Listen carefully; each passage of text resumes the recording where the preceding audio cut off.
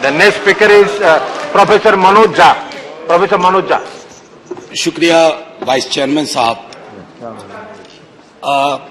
कोई भाषण की शक्ल में नहीं है, एक शोक संतप्त गणतंत्र के एक अदना नागरिक समझिए या एक जनप्रतिनिधि समझिए, उसकी ओर से कुछ बातें कही जा रही हैं। और सबसे पहले माफीनामा उन तमाम लोगों को जिनकी मौत को भी हम एक्नॉलेज नहीं कर रहे हैं, जो हम जान ही रहे हैं कि वो मारे गए। तो ये माफीनामा सर सिर्फ मेरा नहीं है। मैं इसलिए ये बात कह रहा हूं कि मई के महीने में मैंने 6 आर्टिकल लिखे, संसद चल नहीं रही थी, कहां अपनी शिकायत ले जाते, किससे कहते। मुझे भाजपा के मित्रों ने, कई साथियों ने कॉल किया, बधाई दी, मैं उनका भी एहतराम करता हूं और कहता हूं कि ये भरोसा इस सदन का है कि हम सबको एक साझा माफीनामा उन लोगों के नाम भेजना चाहिए जिनकी लाशें गंगा में तैर रही थी। किसी ने कह दिया ये, किसी ने कह दिया वो। सर दूसरी चीज, मैंने कल सेक्रेटरी जनरल साहब से ही बात करने की कोशिश की, बाकी जगह भी। किसी 2 सत्र के बीच में सर 50 लोगों की ऑबिचुअरी आज तक कभी नहीं हुई संसदीय इतिहास में। राजीव सातव की उम्र थी जाने की इस दुनिया से। रघुनाथ महापात्रा जब मिलते थे गले लगाते थे, बोलते थे जय जगन्नाथ। अचानक में वो नहीं है। ये पीड़ा व्यक्तिगत है, आंकड़ा मैं नहीं कहना चाहता हूं, मेरा आंकड़ा, तुम्हारा आंकड़ा, अपनी पीड़ा में आंकड़ा ढूंढिए। एक व्यक्ति नहीं है इस देश में, इस सदन में, सदन के बाहर, उस सदन में जो ये कहे कि उसने किसी जानने वाले को ना खोया हो। सर पीड़ा कह सकता हूं। ऑक्सीजन के लिए लोग फोन करते थे, हम अरेंज नहीं कर पाते थे। लोग समझते हैं सांसद है ऑक्सीजन पिछा देगा। 100 फोन में पूरे दिन में शाम को बैठ के देखते थे, सक्सेस रेट 2, सक्सेस रेट 3। हमको कौन सा आंकड़ा कोई बताएगा साहब? हमको नहीं चाहिए, किसी आंकड़े की बात नहीं करनी है।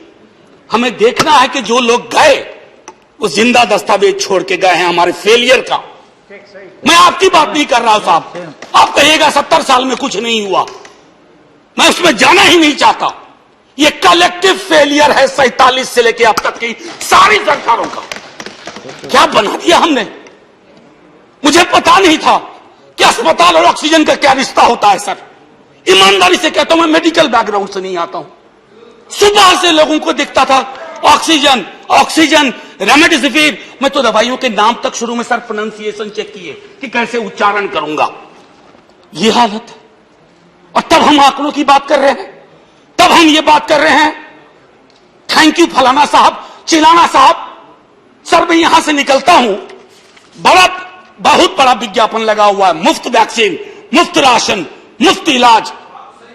सर एक मिनट, मैंने किसी नहीं, please I don't want my time. मैं किसी दल की ओर से आज नहीं बोल रहा हूं। मैं दावे के साथ कहता हूं, मैं लाखों लोगों की ओर से बोल रहा हूं जो यहां बोलना चाहते हैं।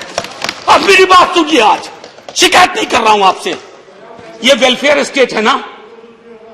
एक साबुन की टिकिया अगर कोई गरीब गांव में खरीद रहा है ना सर, तो अडानी अंबानी के बराबर का करदाता है।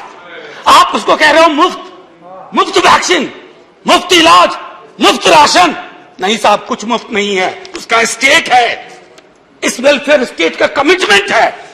उसको आप डिनाइग्रेट मत करिए, डेमोनाइज मत करिए, उसे बौना मत बनाइए। ये आग्रह है मेरा। सर मैं इससे पहले की कुछ और बातें कहूं, मेरे पास सही वक्त है। सर इस कोरोना को मैं भी मानता हूं, मेरे पूर्व के वक्ता कुछ कह रहे थे, ये चैलेंज है हमारे लिए सर। बहुत बड़ी बड़ी बातें नए कानून की हो रही है। राइट टू हेल्थ की बात क्यों नहीं करते हम लोग? राइट टू हेल्थ, स्वास्थ्य का अधिकार, उसमें कोई किंतु परंतु लेकिन परंच नहीं। सीधे तौर पे स्वास्थ्य का अधिकार constitutionally guaranteed, right to life के साथ लिंक करिए। किसी अस्पताल की मजाल नहीं होगी कि वो उस खिलवाड़ कर पाए उस राइट टू लाइफ का। करना नहीं चाहते। राइट टू वर्क, उस पर काम करिए। पॉपुलेशन को लेकर के बहुत बातें हो रही हैं साहब, डेमोग्राफी को डेमोग्राफर्स को छोड़ दीजिए, बड़ा संश्लिष्ट विज्ञान है, लेकिन ये हम कर सकते हैं इस सदन और उस सदन में। Right to life, right to work पर लेजिस्लेशन लाइए ताकि कोई आपदा आए।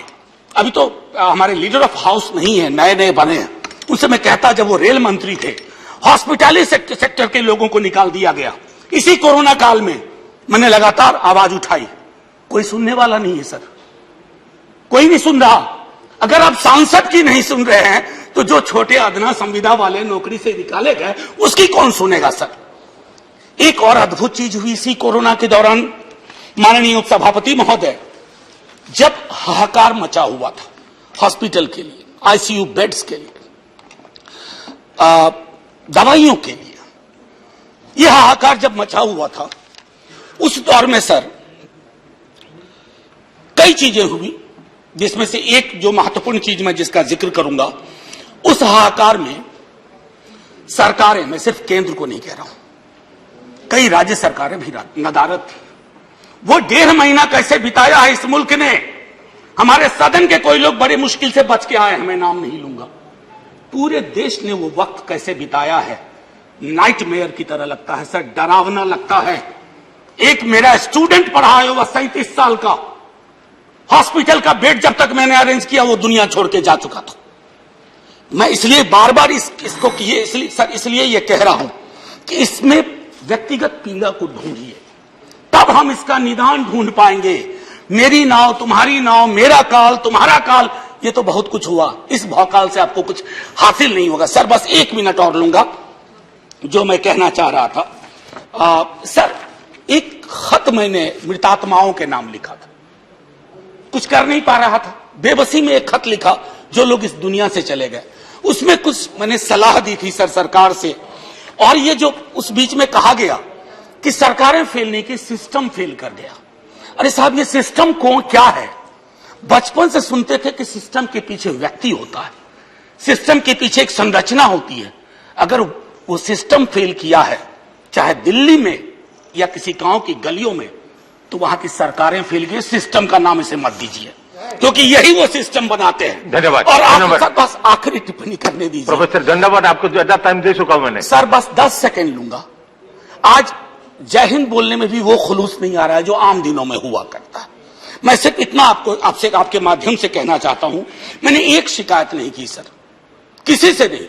किससे शिकायत करेंगे? आहत हूं, जगाना चाहता हूं स्वयं को भी, आपको भी, क्योंकि अगर गंगा में तैरती लाशें, सर जिंदगी में डिग्निटी चाहिए, मौत में उससे बड़ी डिग्निटी चाहिए। हमने अनडिग्निफाइड डेथ को विटनेस किया है, और अगर हमने इसको दुरुस्त नहीं किया सर, आने वाली सदियां माफ नहीं करेगी। आप बड़े बड़े इश्तहार छपवाओ, अखबारों के 4 पन्ने रंग दो, फलाना थैंक यू सर, इतिहास को थैंक यू कहने का मौका मिलना चाहिए। धन्यवाद। जय हिंद सर।